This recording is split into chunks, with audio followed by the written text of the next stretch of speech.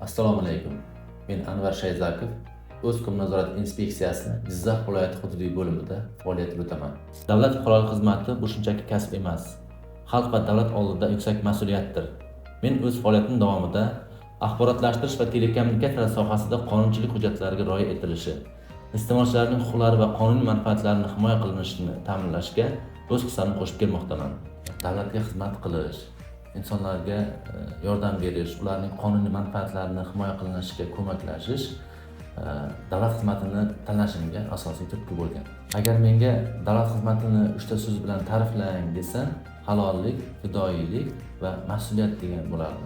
Chunki aynan mana shu fazilatlar davlat xizmatining asosiy mazmunini belgilaydi. Bugungi kunda raqamli texnologiyalar hayotimizning ajralmas qismiga aylangan.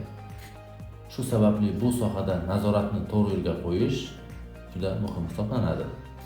Bu orqali xizmatlar sifati yaxshilanadi, fuqarolar va tadbirkorlik subyektlarining qonuniy manfaatlari himoya qilinadi. Davlat xizmatida ishlashni istayotgan yoshlarga tavsiyam ko'proq bilim oling, tashabbuskor bo'ling va halollikni har doim ustuvor qo'ying. Ko'proq o'zingiz ustida ishlang.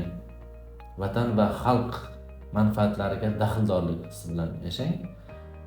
Shunda siz nafaqat yaxshi mutaxassis, balki jamiyat manfaatlariga xizmat qiladigan, rivojlantirishga o'z hissasini qo'sha oladigan inson bo'lib yashaysiz. 23-iyun Davlat xizmati kuni bilan barchangizni chin dildan tabriklayman. Barchangizga mustahkam sog'lik, oilaviy baxt, ishlaringizga muvaffaqiyatlar. Yurtimiz ravnaqi yo'lidagi mehnatingizga ulkan yutuqlar tilayman. Bayramingiz muborak bo'lsin.